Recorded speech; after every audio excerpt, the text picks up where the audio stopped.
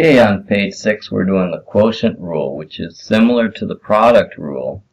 In fact, if you have the quotient rule derived, it's kind of easy to derive the quotient rule. So let's see how we do that. So you use the quotient rule when you have an expression where you have like, oh, I can derive, you say, oh, I can take the derivative of that. I can take the derivative of that.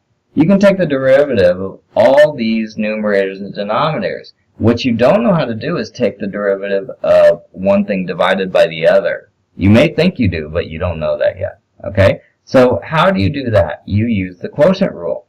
So let's figure out why the quotient rule works.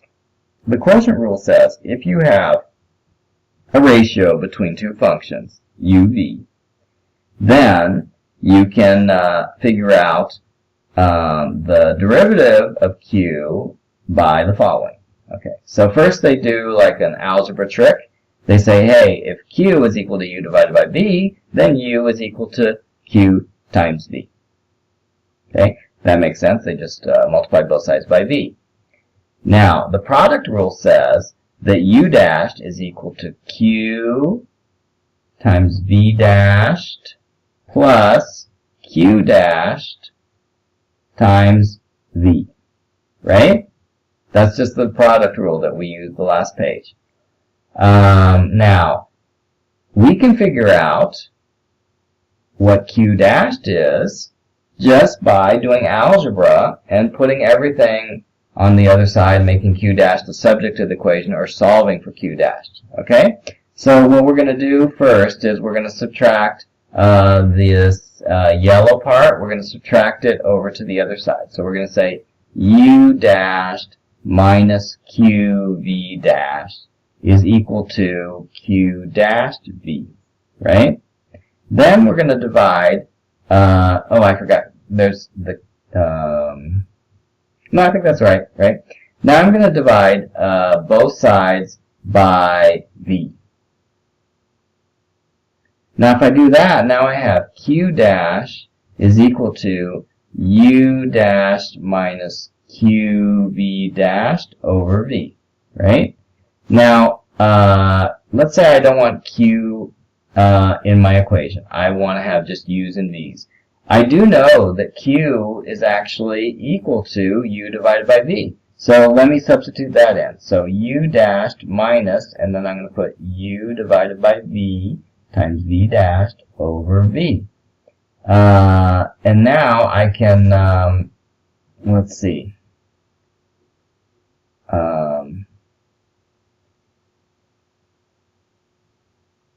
Now I'll have u dashed minus, or u dashed divided by v minus uv dashed divided by v. Now there's a squared here, right? Because there's two v's, right?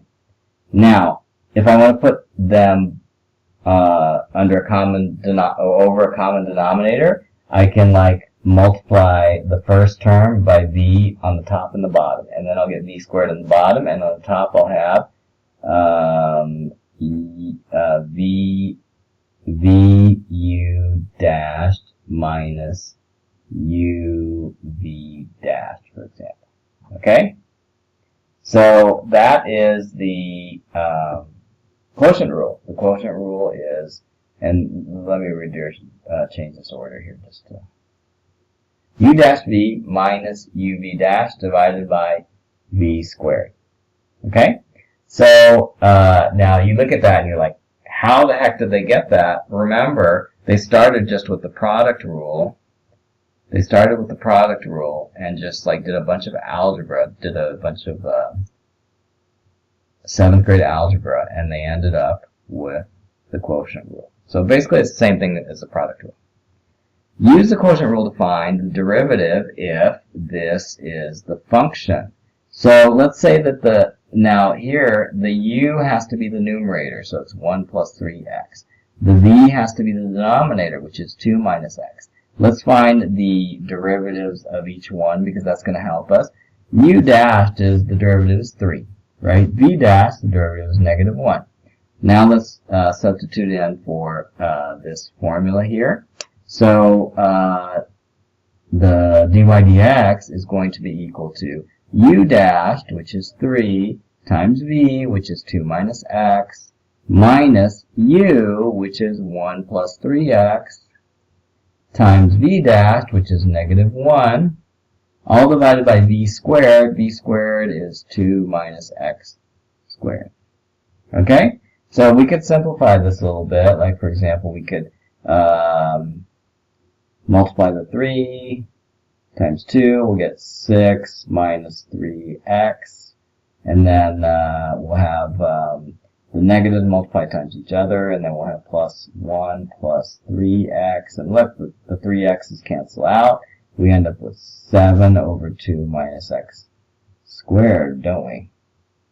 7. 7 in the numerator, 2 minus x quantity squared in the denominator. Okay. So not so bad. C. So here, u is going to be x. And u dashed is going to be 1. And v is going to be x squared minus 3. And v dashed equals 2x. So the q dashed is going to be u dashed, which is 1, times v, which is x squared minus 3, minus u, which is x, and v, u, which is x, and v dashed, which is 2x, all divided by v squared. And v, remember, is x squared minus 3, so it's going to be x squared minus 3 squared. And again, we can, simplify this using algebra. So we're going to have x squared minus 3, 2x times x is going to be 2x squared, so minus 2x squared divided by x squared minus 3 squared. And then if you have negative 2x squared plus x squared, that's the same thing as negative x squared. So this actually simplifies to negative 3 minus x squared. The numerator becomes negative 3 minus x squared, and the denominator continues to be x squared minus 3 quantity squared. Okay. Alright, now E. So here u is going to be x squared minus 3. U dashed is going to be 2x. V is going to be 3x minus x squared. V dashed is going to be 3 minus 2x, right? Alright, now let's see. Q dashed, or the derivative here, is going to be u dashed, which is 2x, times v, which is 3x minus x squared, and then minus, it's going to be u, which is x squared minus 3, times v dashed, which is 3 minus 2x, all divided by v squared, which would be 3x minus x squared, squared. Okay, and you can, if you expand the top, maybe you can simplify that somewhat or a lot. Why don't we try that just to see what happens. So 2x times 3x would be 6x squared. And then 2x times negative x squared would be negative 2x cubed. X squared times 3 is 3x squared.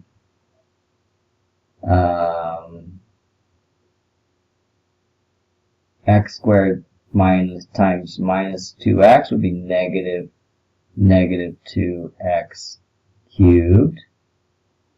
Negative 3 times 3 is negative 9. Negative 3 times negative 2x is 6x. Okay.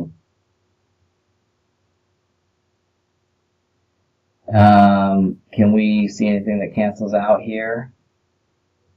Well, I guess there's a negative 2x cubed here, and there's a negative 2x cubed here, and you see there's a negative here, so those two kind of cancel each other out. So like that cancels with that. What about 6x squared. 6x squared minus 3x squared, so what's left is 3x squared.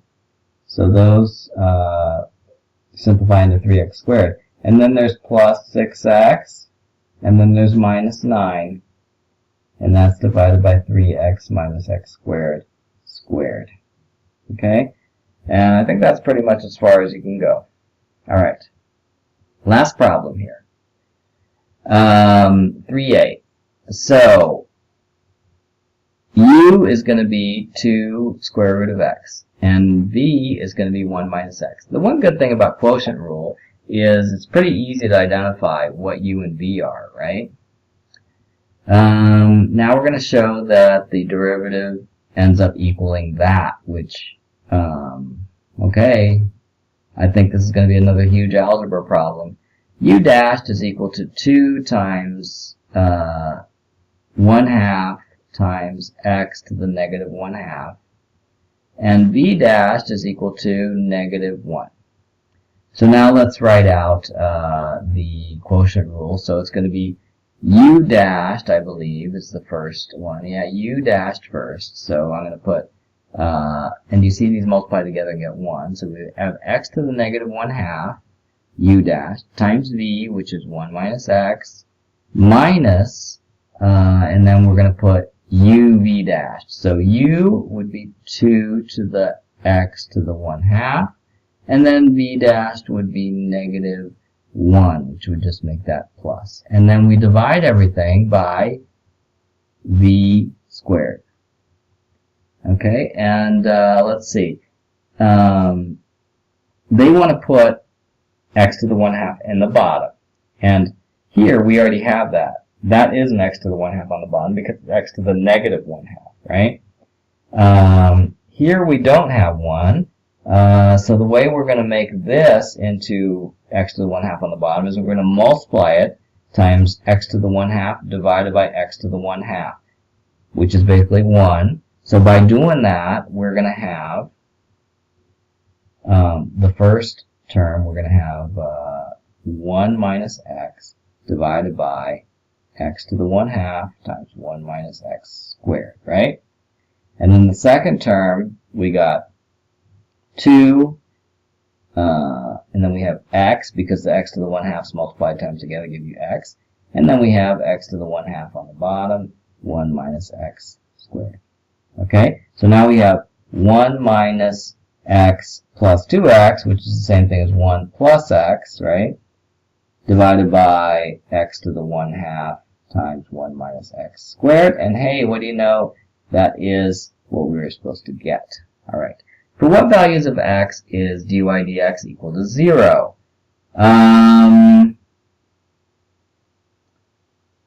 For what values of x is dy dx equal to 0? Okay, so when is this equal to 0? Well, if we look at that, if the numerator is 0, then the whole thing is 0. So what makes 1 plus x equal to 0? Negative 1. So the first answer is going to be negative 1. Okay? When is dy dx undefined? Well, that would be when the green part of the denominator is 0. When that is 0, then it would be undefined. When is that undefined? Well, looks like there's 2 possible answers. One is when x is equal to 0. When x equal to 0, then this part's going to be 0, and the thing is going to be infinity. The other thing is when this x is equal to positive 1. If this x is positive 1, then this part is going to be 0 also, and the thing is going to be infinity. So the 2 answers are 0 and positive 1. Okay? And that's it. They were just asking when is the derivative equal to 0, so you set it equal to 0, and then you figure out when is the, what values of x make it 0. Or what values of x make it infinity, for example, which is when is the denominator equal to 0. Okay? Alright, and that's it for this section of quotient rule.